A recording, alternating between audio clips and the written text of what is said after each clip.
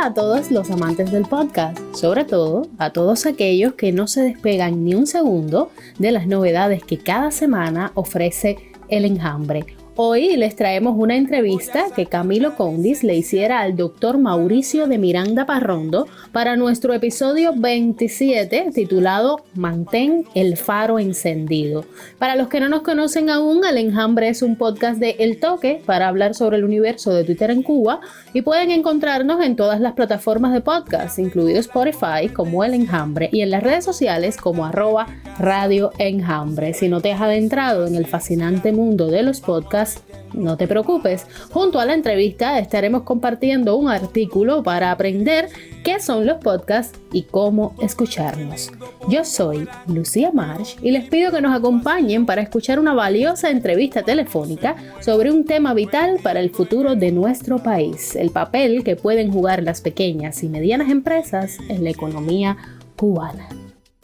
Cubano, abre tus puertas y tus ventanas, que no te muerda el aroma de esa manzana. No dejes que te consuma la competencia y a tu timbirichi cógelo con paciencia, con paciencia. Hoy entrevistaremos a Mauricio de Miranda Parrondo, quien es licenciado en Economía por la Universidad de La Habana y doctor en Economía Internacional y Desarrollo por la Universidad Complutense de Madrid. El doctor de Miranda es profesor titular del Departamento de Economía y director del Centro de Estudios sobre la Cuenca del Pacífico de la Facultad de Ciencias Económicas y Administrativas de la Pontificia Universidad Javeriana de Cali, en Colombia. Queremos hablar con el doctor de Miranda para aclarar algunas cuestiones que mencionamos en el debate que tuvimos en nuestro episodio anterior, específicamente aquellas relacionadas con la economía cubana. Vamos a llamarlo entonces.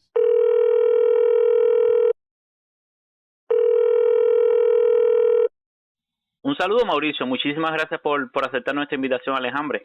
Bueno, muchas gracias a ustedes por la invitación para participar en esta entrevista y bueno, muchas gracias a los oyentes que nos están escuchando. Bueno, Mauricio, yo quisiera conversar contigo acerca de un tema muy debatido en Cuba en los últimos años, no es nada nuevo, pero que ha sido comentado en los días recientes debido a un artículo publicado en el periódico Granma. Pero yo quiero empezar por lo más básico y para eso te quiero preguntar qué son las pymes o MIPYMES, como también se les llama, es decir, qué cosa es la micro, pequeña y mediana empresa y cuáles son los aspectos claves que la diferencian del cuentapropismo cubano actual. Mira, en realidad no existe una definición universal para este tipo de empresas, sino que ello se corresponde con la definición de cada país en dependencia de la legislación específica de cada país. En Cuba, concretamente, no existe la definición legal de pequeña y mediana empresa porque todavía no existe un reconocimiento legal a la existencia de empresas que sean distintas a las estatales. Aunque se reconoce la existencia legal de distintas formas de propiedad, como todos sabemos en la nueva Constitución, eso es claramente definido. Sí.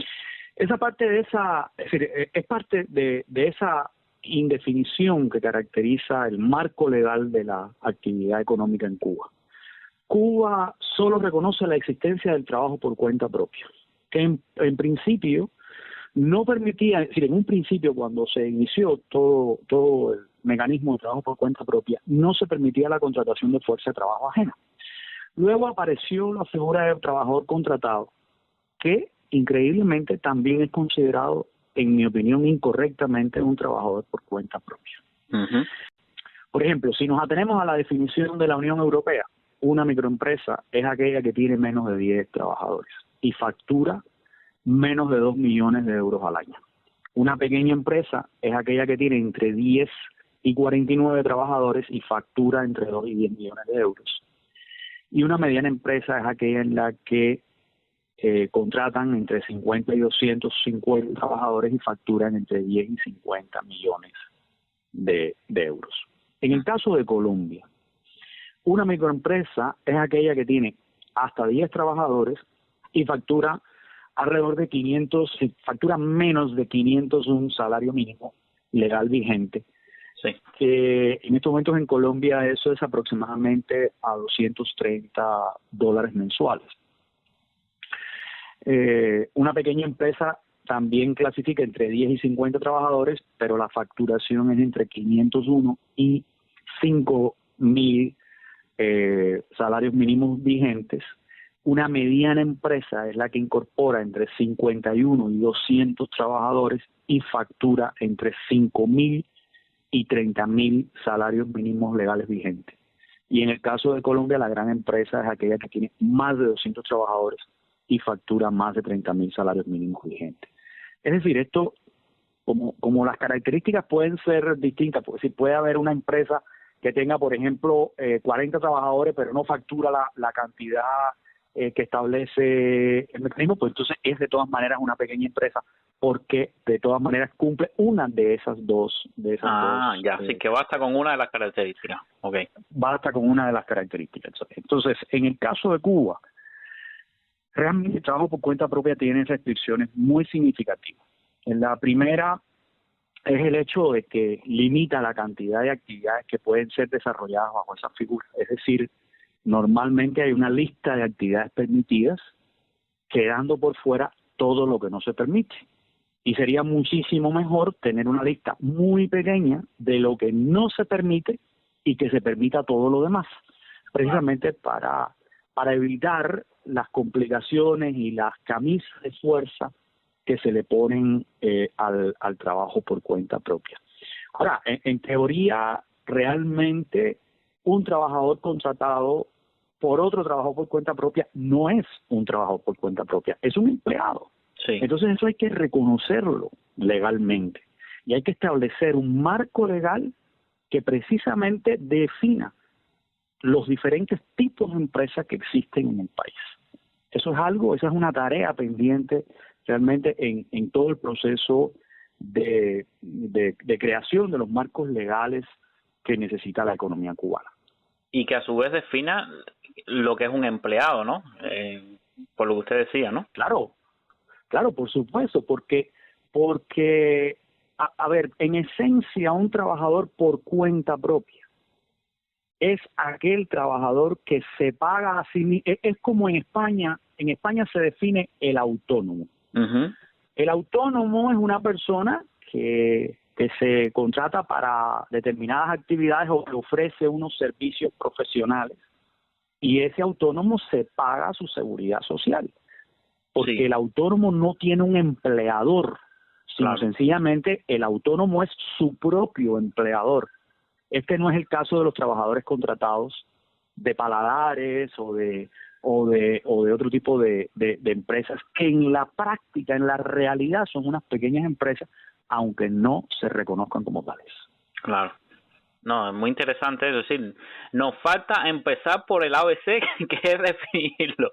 Nos falta incluso eso. Yo pensaba que había algo ya legislado, incluso para el sector estatal, no sabía que faltaba tanto por legislar. Pero bueno, teniendo esto entonces como base, yo quisiera saber por qué usted y otros economistas cubanos insisten en que una legislación que establezca, ¿no?, y regule esta creación de la pequeña y la mediana empresa en Cuba sería beneficioso para el desarrollo de la economía cubana. A ver, yo pienso que Cuba necesita una ley de empresa que ponga en blanco y negro lo que está estipulado en la nueva Constitución. Es decir, que cumpla lo que establece la Constitución acerca de las diversas formas de propiedad y que incluye tanto la propiedad estatal como la privada, como la cooperativa y como la personal. Esa ley podría ser el marco regulador para la creación de las pymes. Ahora bien, ¿por qué son importantes las pymes? El modelo de una economía plenamente estatizada y centralmente dirigida ha demostrado su ineficacia y esto ha sido válido para todas las economías que se han autodenominado como economías socialistas. Y precisamente por eso algunas economías como la China y como la de Vietnam han producido una reforma muy profunda de su sistema empresarial. Este tema, por supuesto, lleva mucho tiempo abordarlo porque es muy complicado y merece atención propia. Pero yo de manera breve diría que el problema de la ineficacia de una economía plenamente estatizada y centralizada es que hay una ausencia de autonomía económico-operativa de la empresa estatal. La incapacidad real de los ministerios y de las organizaciones superiores para planificar a nivel microeconómico. El escaso nivel de emprendimiento e iniciativa de los gerentes de esas empresas bajo la figura de una empresa estatal carente de autonomía, así como los problemas relacionados con la conjugación del sistema de intereses, porque el sistema de intereses económicos no logra realizarse si no existe una vinculación de los ingresos a los resultados de la producción o de los servicios, porque además cuando un centro director de la economía intenta planificar, lo digo entre comillas, la producción de tuercas o la producción del mínimo detalle microeconómico, pues sencillamente falla. Claro. Ahora, en lo concerniente al sector estatal del sistema de empresas, no se trata de privatizarlo, se trata de eliminarlo, sino de hacerlo eficiente y competitivo. Ya. Precisamente a partir de esa independencia operativa y financiera, y que además funcione con criterios de empresa, en donde estos ingresos de los trabajadores y de los gerentes guarden relación con su desempeño y con los resultados económicos de la empresa. Ahora, por otra parte, yo pienso que el Estado no tiene las condiciones para generar todas las empresas que son necesarias para satisfacer la muy variada demanda de bienes y servicios que existe en un mercado. Y la prueba de ello es realmente la experiencia misma de Cuba después de la llamada ofensiva revolucionaria de 1968, que sencillamente eliminó todo tipo de negocios privados, por muy pequeños que sean, y muchas de las cosas que ofrecían esos negocios simple y llanamente desaparecieron. Desaparecieron generando una escasez que es innecesaria. Innecesaria. Las pymes, pienso que juegan un rol fundamental en la mayor parte de las economías más exitosas del mundo. En el caso de países socialistas, por ejemplo, el ejemplo más visible es Vietnam, y en el caso de las economías de mercado, yo mencionaría también el ejemplo de Taiwán. Son dos economías donde las pequeñas y medianas empresas han jugado un rol muy importante en el crecimiento económico y en el mejoramiento significativo de las condiciones económicas, y son economías que mantienen unas tasas de crecimiento sostenidas muy fuertes. Ahora, ¿cuáles son esas? Sí. No, le iba a interrumpir, y estamos hablando de que son dos economías además en dos países con sistemas políticos diferentes, ¿no? Diferentes, por eso te digo, no estamos hablando de política, estamos hablando de la economía. Sistema político. Exacto. ¿Cómo? Sí, que no estamos hablando de economía, de política, no estamos hablando de sistema político, sino que estamos hablando de la economía y el rol de estas empresas. Exacto. Ahora, ¿cuáles son las ventajas entonces que pueden ofrecer estas pequeñas y medianas empresas? En primer lugar, promueven el emprendimiento, generan empleo, satisfacen demandas que no son satisfechas por empresas estatales. En el caso específico de Cuba, las pymes además pueden absorber el excedente de fuerza laboral que existe en el sector estatal, que ha sido reconocido desde hace más de 10 años, pero que no se ha solucionado este problema por el impacto tan grave que puede tener sencillamente que tantas personas queden sin empleo, sin que exista un sector que pueda absorber precisamente esta cantidad de personas que en teoría quedarían sin empleo si se racionalizara, y lo digo entre comillas, el sector estatal.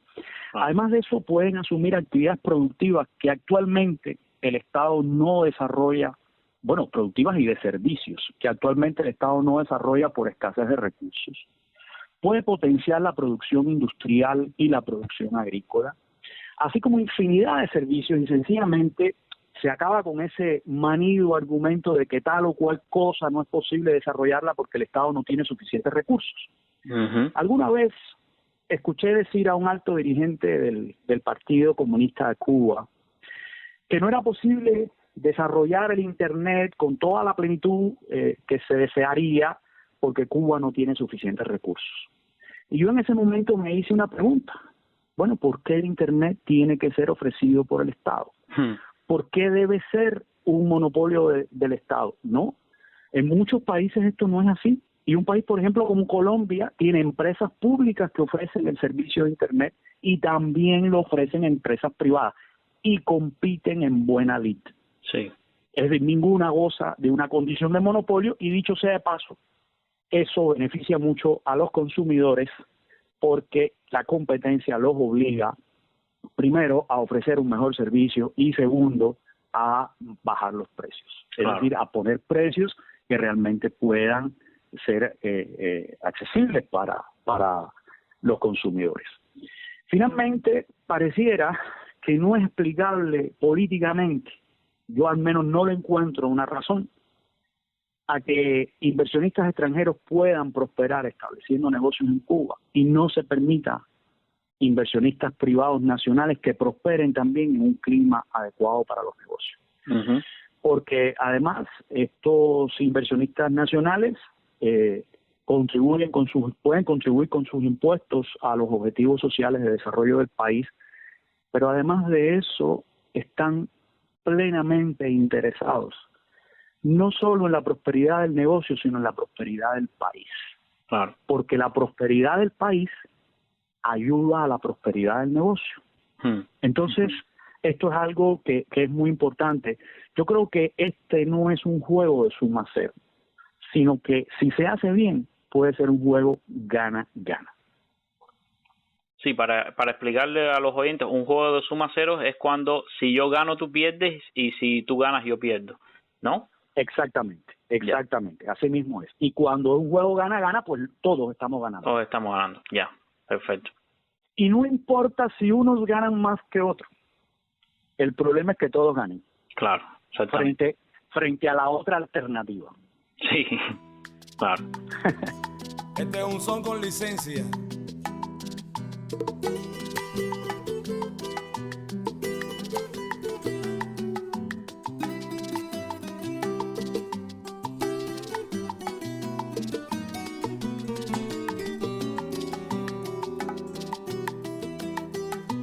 Voy a sacar la licencia para hacer un timbirichi. Voy a hacerlo con paciencia pa' que no sea michi michi. Mi timbirichi, ichi, ichi.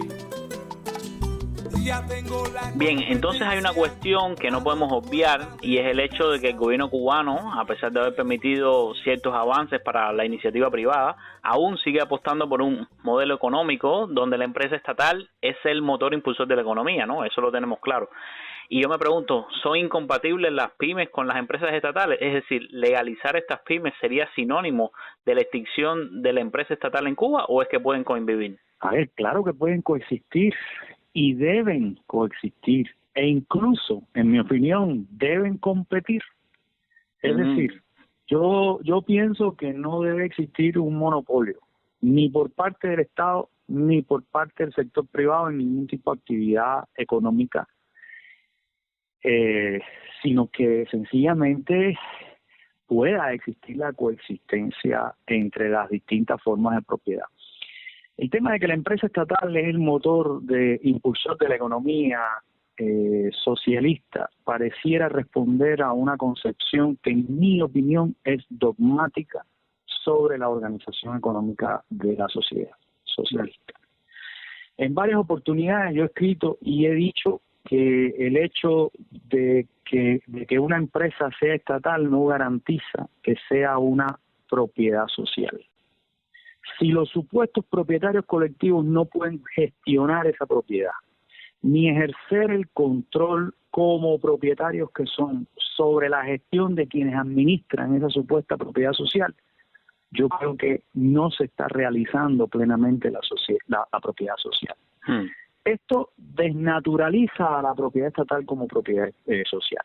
Es decir, en el caso de la propiedad estatal, los supuestos propietarios colectivos de esa propiedad que se define como la propiedad de todo el pueblo, deberíamos contar con la posibilidad de establecer los mecanismos efectivos de control de la gestión de esa propiedad. En ese sentido, como lo decía en la anterior respuesta, la ley de empresa considero que debería garantizar la autonomía financiera y operativa de la empresa estatal. Y esto significa que las empresas estatales puedan decidir cuántos trabajadores contratan, de qué tipo de trabajadores necesitan, qué salario les pueden ofrecer, cuál es el precio de su producto o de servicio, y todo esto de acuerdo a las condiciones del mercado y a los costos. Deben decidir, por ejemplo, qué tipo de inversiones son necesarias para hacer que la empresa pueda funcionar bien, utilizar la tecnología más moderna. Es decir, cuando yo hablo de un marco legal para la empresa en Cuba, no me estoy refiriendo solamente al marco legal que permita el surgimiento de las pymes, sino también al marco legal que permita el mejor funcionamiento de la empresa estatal. Es decir, a nadie le interesa que las empresas estatales quiebren, ni se hundan, ni nada que se parezca. Claro. El problema es que además de las empresas estatales, existan empresas cooperativas, existan empresas privadas y que pueda existir un clima favorable a los negocios de todo el mundo. ¿Cuál es el problema? Por ejemplo, de que existan fábricas privadas o cooperativas de confecciones, o de calzado, o de alimentos, o empresas turísticas, agencias de viaje privadas, por solo mencionar algunos casos. Yo estoy seguro que si en Cuba existieran establecimientos de venta minorista privados o cooperativos, y si las exportaciones e importaciones pudieran realizarse por canales diferentes a los del actual monopolio estatal del comercio exterior, habría una mayor oferta y un mejor surtido de bienes en el comercio doméstico. Por otra parte, también habría que favorecer a miles de profesionales, permitiéndoles el desempeño de su profesión, ofreciendo servicios profesionales, lo cual, en mi opinión, ayudaría a recomponer la tan mencionada pirámide social invertida de la que habla todo el mundo en nuestro país. Cuba no será más socialista porque no existan empresas privadas. Cuba será más socialista cuando la economía permita el incremento sustancial del bienestar de la sociedad y cuando el sistema económico sea capaz de asegurar la satisfacción creciente de las necesidades de la sociedad.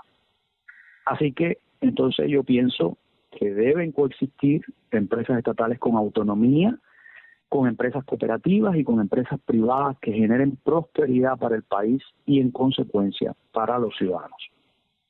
Muy interesante eso, súper importante eso. Bueno, yo ahora quisiera citar una frase suya de un artículo publicado el año pasado, un artículo que por supuesto usted estaba hablando de Cuba, y es que yo hice un poco de investigación antes de llamarle y leí algunos de sus artículos, ¿no?, para saber bien qué era lo que iba a preguntarle. Y hubo una frase que me gustó mucho y quiero citarla para preguntarle sobre ella, y la frase dice: existe una diferencia sustancial entre regular un mercado y controlarlo. Las medidas de control suelen asfixiar la iniciativa y de hecho terminan restringiendo su actividad, con lo cual no pueden desplegarse adecuadamente las fuerzas productivas. ¿Podría usted explicarnos sobre esto con más detalles, por favor? Mira, la teoría económica define una economía mixta como aquella en la que coexisten la actividad económica del sector estatal y la del sector privado. Y esto refleja en definitiva una interacción entre Estado y mercado. El Estado sirve para corregir las fallas del mercado y el mercado sirve para corregir las fallas del Estado. ¿Cuáles son las fallas del mercado? Es decir, ¿por qué un Estado es útil como regulador? Bueno, entre las fallas del mercado están la formación de estructuras monopólicas y oligopólicas, es decir, la existencia de una competencia imperfecta. La aparición de externalidades negativas como la contaminación ambiental, por ejemplo, o los problemas relacionados con una desigualdad en la distribución del ingreso, que pueda resultar política o éticamente inaceptable. Entonces, para corregir esos fallos es que el Estado debe establecer mecanismos de regulación o como también se denomina intervención.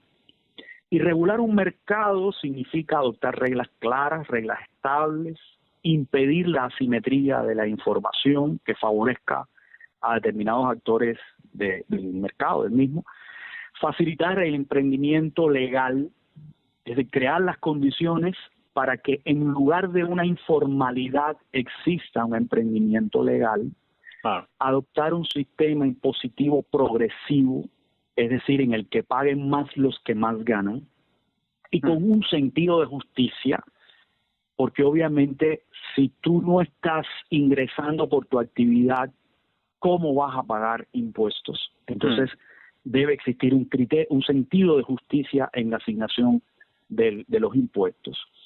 Y que esto permita recaudar los recursos que para cumplir los objetivos sociales del desarrollo y para desarrollar la infraestructura que asegure el progreso del país, pero que al mismo tiempo impulse el emprendimiento en lugar de ahogarlo. Es decir, los impuestos no deben ser tan opresivos que el resultado sea que la gente tenga que dejar la actividad económica porque no puede pagar los impuestos o porque sencillamente no les resulta remunerativo la actividad por la magnitud tan bárbara de impuestos que tienen que pagar. Controlar un mercado es algo diferente. Es interferir el mercado, por ejemplo, estableciendo precios, estableciendo salarios sin fundamento económico. Los famosos precios topados, por ejemplo, es un control del mercado que es además absurdo, porque no permite que el mercado funcione adecuadamente. Y que conste que no estoy hablando de un mercado libre, ni de la mano invisible del mercado, ni esta es una posición neoliberal, ni nada por el estilo, para ser muy preciso por algunos malos entendidos que pueden aparecer. Entonces, en ese sentido, el control significa impedir que se desarrolle el emprendimiento, tratando de que los emprendedores no se enriquezcan, cuando lo mejor es que la riqueza crezca. Es decir, no tiene sentido desarrollar una legislación que impida el enriquecimiento de los emprendedores. No, lo que se debe permitir es que la gente se enriquezca, pero no solo los empresarios, sino todo el mundo, porque existen esas posibilidades, existen las posibilidades de mejorar el bienestar de todo el mundo si la economía progresa, si el país crece, si el nivel de actividad económica se dinamiza. Porque hay que tener muy claro que para distribuir con justicia social, lo primero que hay que hacer es producir. Es decir, hay que crecer económicamente. Porque si una economía no crece, no se puede distribuir riqueza, se distribuye pobreza. Claro. No, lo entiendo perfectamente. Muchas gracias por esa aclaración. Cubano, abre tus puertas y tus ventanas, que no te muerda el aroma de esa manzana. No dejes que te consuma la competencia, y a tu timbirichi cógelo con paciencia, con paciencia. Y bueno, yo quiero terminar la entrevista con una pregunta que es corta, pero no sencilla, nada sencilla. Y yo quisiera preguntarle, imaginemos una situación hipotética donde usted tuviera la oportunidad de hacerle 5 recomendaciones, solo 5 recomendaciones al gobierno cubano acerca de cómo enfrentar esta actual crisis económica que es producto de la pandemia, ¿no? De el COVID-19. ¿Qué le diría usted al gobierno cubano? Madre mía. Pues sí que es una pregunta bien difícil, ¿no? Lo sé. Es muy dura. A ver, y lo digo porque es que Cuba está actualmente, en mi opinión, en las peores condiciones para enfrentar una crisis de este momento.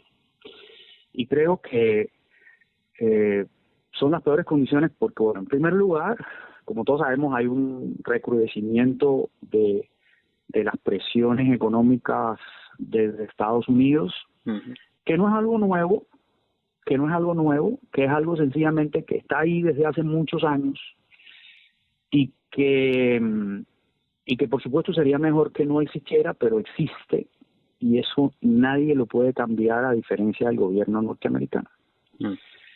Por tanto, lo que a mí sí me parece es que frente a esa decisión, el gobierno cubano tiene muchísimas cosas que hacer y que no tienen nada que ver con el embargo o con el bloqueo o como se le quiera llamar. Y en esas medidas que el gobierno cubano puede y debe hacer, en mi opinión, creo que se ha ido demasiado lento. Se ha ido demasiado lento en la adopción de decisiones que son necesarias para impulsar la economía, y que de hecho muchas de estas medidas están planteadas como lineamientos de política económica y social en los congresos sexto y séptimo del Partido Comunista, de manera que, son decisiones del partido que gobierna el país, de acuerdo con la Constitución. Ya esa es otra discusión, pero esto es así. Y si es así, pues mira, esos lineamientos están, y todos lo sabemos, por cumplir. Y con toda sinceridad, yo no entiendo el triunfalismo inicial de algunos funcionarios del gobierno acerca de las supuestas ventajas que una economía centralmente planificada como la cubana tiene para enfrentarse a una crisis como la actual, que es sanitaria, pero que tiene terribles implicaciones económicas. Y en primer lugar, porque en mi opinión, una economía como la cubana, que es centralizada, no quiere decir que sea planificada. Y esto lo digo porque en el aspecto técnico, el proceso de planificación en el caso de Cuba ha sido y sigue siendo bastante deficiente. Y en muchas ocasiones está afectado por una fuerte dosis de voluntarismo político. Así las cosas, esta crisis pone de manifiesto la vulnerabilidad de la economía cubana por no contar con un tejido productivo adecuado que responda a las necesidades de la demanda, y por depender de importación, excesivamente diría yo, de importaciones de alimentos y de una inmensa gama de bienes de consumo, que para poderlos importar es necesario disponer de divisas que no llegan al país debido al cierre del turismo internacional. Es decir, ahora hay una situación realmente muy difícil, muy difícil. Esta crisis afecta al mundo entero, no es solo para Cuba. Afecta a Cuba, por supuesto, y afecta al mundo entero, y en el caso de Cuba también afecta al naciente y muchas veces vapuleado, debo decirlo de esta manera, sector privado de la economía. Personalmente, no sé de qué manera unas donaciones personales a cuentas bancarias puedan impulsar la producción agropecuaria, como sugería recientemente el ministro de Economía y Planificación. A mí me parece que el asunto no es por ahí. Yo considero que las donaciones sí pueden ser muy importantes, pueden ser muy útiles, pero deben ir dirigidas a apoyar a las personas con mayor vulnerabilidad económica, que en Cuba son muchas, aunque no existan los estudios disponibles para el público, porque son temas muy sensibles desde el punto de vista político, como la pobreza, como la desigualdad en la distribución del ingreso, que valdría la pena que tuviéramos elementos para analizar esto con un sentido profesional sólido. Cuba es un país en el que los recursos públicos no le dan al Estado, a pesar de su alto nivel de centralización, el músculo económico para apoyar al sector empresarial. Y esto es gravísimo. Y se ve en el hecho de que ese naciente sector privado no cuenta con el apoyo necesario del sistema financiero ni del sistema fiscal. Y en el breve tiempo que ha pasado desde el inicio de la pandemia, esta situación se ha traducido en la suspensión temporal de miles de licencias de trabajo por cuenta propia. Así las cosas, en Cuba se repite mucho la frase de liberar las fuerzas productivas. Y en mi opinión esto se traduce en la necesidad de permitir que el emprendimiento florezca con todas sus posibilidades, y el mercado es una muy buena opción, porque con reglas claras y transparentes el mercado puede funcionar bien, y los empresarios suelen adaptarse con mucha facilidad a las condiciones del mercado. Y el que no se adapta, lamentablemente, como en la ley de Darwin, perece como empresario. Así las cosas, yo diría muy rápidamente que de manera inmediata yo sugeriría lo siguiente. En primer lugar, eliminar el impuesto a la fuerza de trabajo, que tiende sobre todo los empresarios como una espada de Damocles y que en definitiva lo que hace es desestimular la contratación de fuerza de trabajo. Exactamente. Eliminar la exigencia de disponer de colaterales en el otorgamiento de los créditos. Otorgar créditos bancarios con tasas de interés blandas para proteger los ingresos de los trabajadores contratados. Reducir las tasas arancelarias de importaciones de bienes de consumo que puedan resultar prioritarios y permitir la importación directa de estos bienes. Me parece que esto es también muy importante. Y finalmente permitir la expansión de la conexión digital privada, es decir, personal, incluso cuando me refiero a privada me refiero a personal, a las casas de la gente. Primero, mediante la reducción de las actuales tarifas de monopolio que hoy en día están entre las más altas del mundo. Ahora bien, estas medidas son muy puntuales y muy concretas y están relacionadas con el momento concreto que estamos viviendo. Sin embargo, yo creo que es importante adoptar unas medidas de largo aliento, que son medidas estructurales. En primer lugar, repetir esto, elaborar una ley de empresa que ponga en pie de igualdad a las empresas con independencia de su forma de propiedad. En segundo lugar, permitir la conversión del trabajo por cuenta propia en pequeña y mediana empresa, reemplazando la lista actual de actividades permitidas por una lista, como lo dije, muy pequeñita de actividades prohibidas, bajo un criterio diferente, es decir, bajo el criterio diferente de que lo que no está expresamente prohibido está permitido. La tercera medida sería eliminar el monopolio del comercio exterior y permitir que las empresas puedan acceder directamente al mercado mundial sin distinción alguna de forma de propiedad. En cuarto lugar, reestructurar el sistema de impuestos para las empresas, haciéndolo universal y progresivo, sin distinción de formas de propiedad. Es decir, no darle a la empresa estatal un tratamiento diferente a la empresa cooperativa o a empresa privada. No, todas las empresas deben tener el mismo sistema impositivo. Y finalmente, un tema sobre el cual insistimos, pero al final, y además está en los lineamientos que ya he mencionado, y que es la eliminación de la dualidad monetaria y de la multiplicidad de los tipos de cambio, estableciendo un sistema monetario y cambiario unificado que permita que la economía cubana se conecte con la economía mundial a través de los precios relativos y efectivamente podamos determinar qué actividades son realmente competitivas, cuáles no, qué hacer para volverlas competitivas las que no lo son. ¿Sí me entiendes? Yo creo que todo esto es fundamental.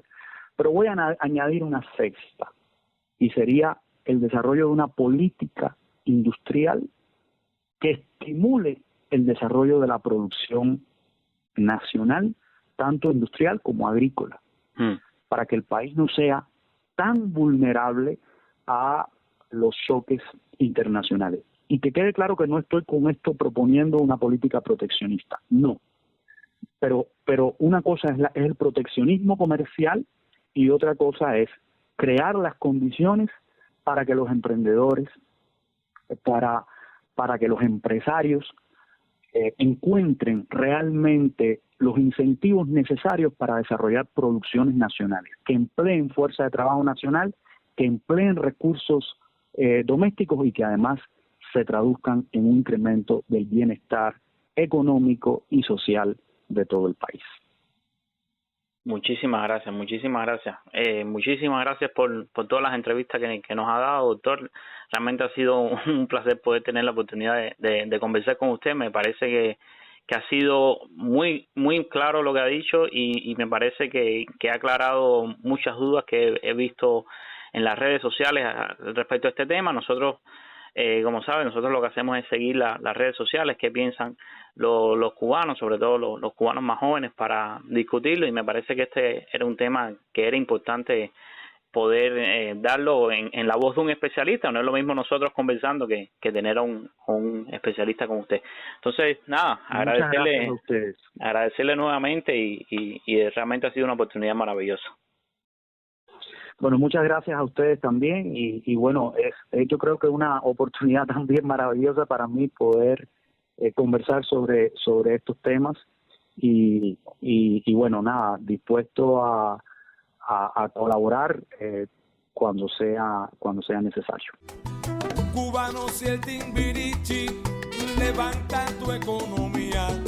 No te olvides que un buen día naciste sin Timbiriche.